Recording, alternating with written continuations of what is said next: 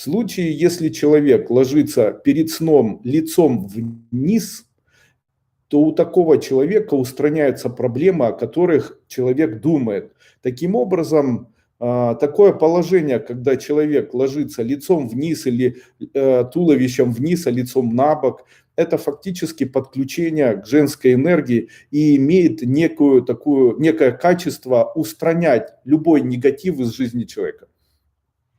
Из этого метод. В случае, если у вас долги, в случае, если у вас неприятности, суды, в случае, если вы не можете никаким образом исправить свою судьбу, и она вас очень угнетает, если у вас есть качества, которые вас невероятно беспокоят, думайте об этом, но только думайте лежа на животе. Когда вы начнете об этом думать, то именно в таком положении все реализуется. Завершить это все необходимо мысленным произношением на вдохе мантры СО, а на выдохе мантры Ха, СО-Ха, что обозначает обнуление в женскую энергию. Таким образом, женская энергия – это та энергия, которая стирает из человеческой жизни абсолютно любые негативные проявления, создавая новое зерно таких хороших сил, конструктивных сил, которые помогут человеку справиться с теми неприятностями, которые у него есть. Очень часто люди, которые ложатся, хотят положить руки вот так вот за свою спину. Что же это обозначает? Оказывается, это определенная мудра, когда у человека вот таким образом сложены за головой руки, и при этом он начинает дышать и активно делать вот такие движения. Если я делаю такие движения, то на кого я похож? Когда я делаю такие движения, то я, конечно же, становлюсь похожим на слона.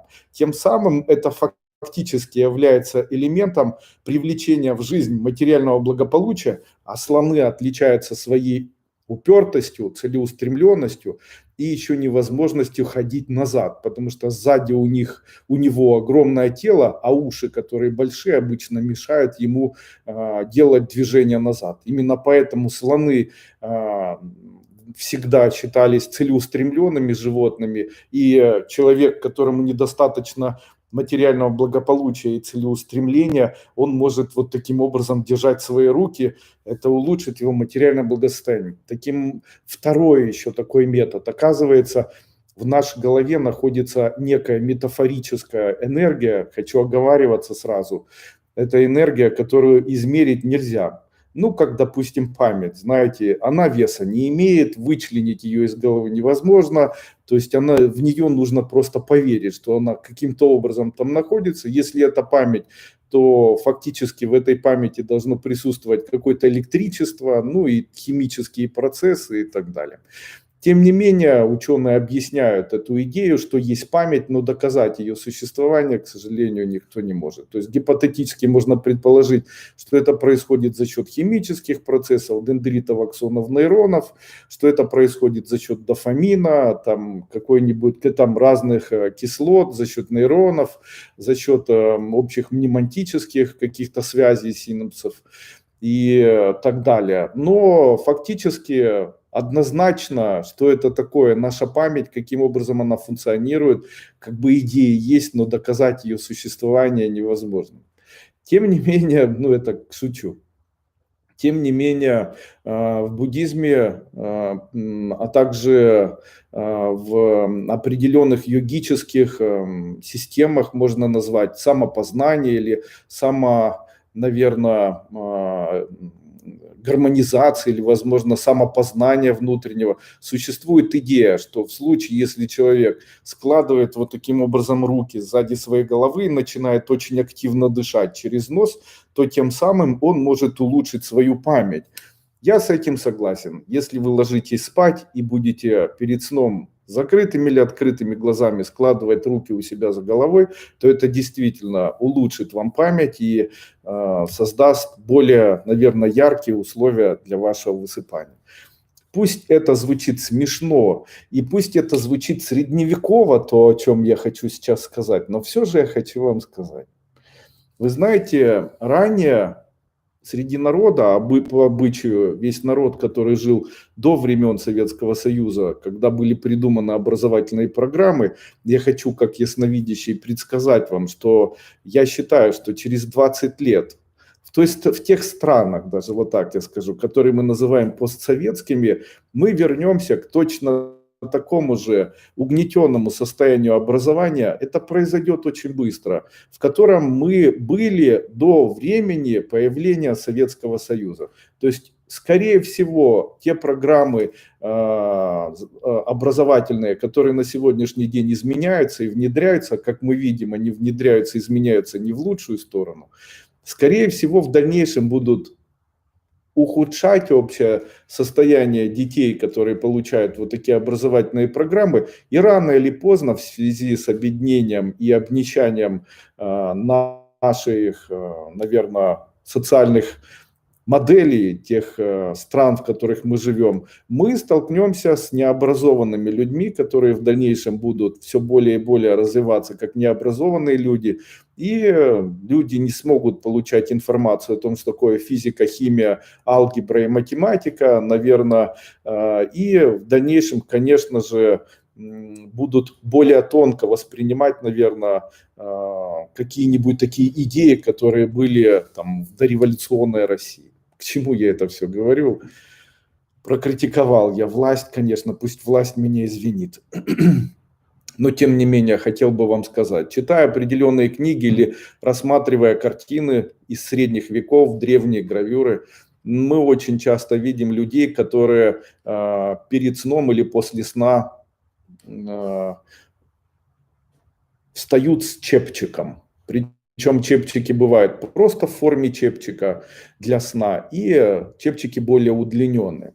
И оказывается, когда я начал изучать эту тему, я натолкнулся на книгу, которую подарил мне Игорь Александрович Мачеренко, в которой дается огромное количество советов. Ее написал какой-то мужчина, я не могу сейчас вспомнить его фамилию, Эдуард, а фамилию не помню, которая была опубликована в 1803 году, которая называлась «Медицина. Современная и передовая медицина, медицинская технология». Она на старом языке написана, на том языке, на котором говорили еще в царской России. И там я столкнулся с такой статьей, где он говорит о том, что ношение и сон в определенных сшитых чепчиков позволяет человеку выспаться и позволяет человеку во время сна отключиться от всех забот. И дальше он объясняет, если человек очень мнительный, если человек обеспокоен чем-либо, то он советует одевать вот такой чепчик, который будет сделан в виде такого гольфика длинного. И говорит о том, что он проводил испытания определенные, там какие-то вот где-то. И оказывается, люди, которые же спали в платочках, в чепчиках и вот в таких длинненьких чепчиках, они высыпались гораздо лучше, чем все остальные. И вы знаете, я в свое время даже советовал своим знакомым, которые говорили о расстройстве сна и о том, что они перед сном никаким образом не могут сосредоточиться. И я им советовал перед сном одевать чепчик. Вначале ничего не происходит. Но со временем все ярче и ярче сон начинает сниться, появляются хорошие такие процессы засыпания, отползают или не приходят плохие мысли. В общем-то, есть такие знакомые, которые так от этого и не отказались, допустим, моя мама. И на сегодняшний день им нравится спать в чепчике или в чепце, нужно как-то так правильно говорить. Быстро восстановиться после перенесенного ковида с воспалением легких. Делайте лежа, делайте быстрые импульсивные дыхания, как будто вы хотите откашливать. Начинайте такое дыхание с правой стороны лежа, то есть ложитесь на правый бок, после чего делаете дыхательные активные упражнения, как бы набирая в живот воздух, делаете их вот так, и после этого потом делаете это на спине и после чего на левой стороне. Таким образом, вся слизь, которая находится у вас в легких, она после того, когда вы встанете, исчезнет. Также очень рекомендую пить отвар из картофеля вареного. Возьмите картофель обычный, нарежьте его на 4 части вместе с кожурой, предварительно обмыв эту кожуру, после чего сварите его 1-2 часа. Картофель можете есть, если хотите, а можете не есть. А вот отвар, который у вас получится, его можно подсолить и даже добавить небольшое количество органического любого масла, кроме коровьего. То есть можно оливковое, подсолнечное, там какое-либо еще рапсовое, льняное. И принимать по 1 стакану 1-2, можно 3 раза в день. Почему? Это улучшит иммунитет. В таком отваре будет высокое количество витамина С, так как в кожуре находится высокое содержание витамина С. Также данный отвар, он имеет ярко выраженное противоартритное действие. Как восстанавливаться? Пейте шиповник, в нем витамин С. Обязательно принимайте, кушайте стручковый перец, острые специи.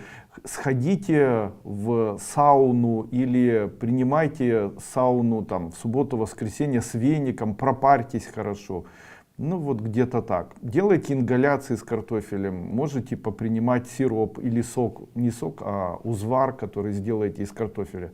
Такой узвар уберет стафилококк, который в большом количестве остается в крови после того, когда человек переносит как раз данное заболевание. Вы представляете, когда у вас появляются мысли, которые мешают вам нормально жить, и вы страдаете, вы должны знать, что эта тьма тянет вас к себе.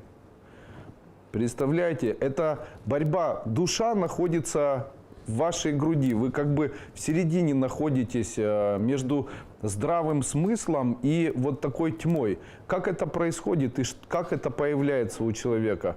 Грубо, высшие силы за уши тянут вверх человека, но тянут они его через его сознание. Представляете? Поэтому я очень часто говорю, наши чувства или нашу душу, которая находится в месте там, где находится сердце, спасает здравый смысл или ум человека, за уши которые вытягивают высшие силы и тянут его вверх при этом. А вот все, что находится внизу, почему Бог так устроил людей, что у людей и животных, у людей и у животных половые органы находятся внизу? Почему они не находятся на уровне сердца или на уровне головы? Никто никогда не задумывался, потому что за них легче всего человека затянуть во тьму.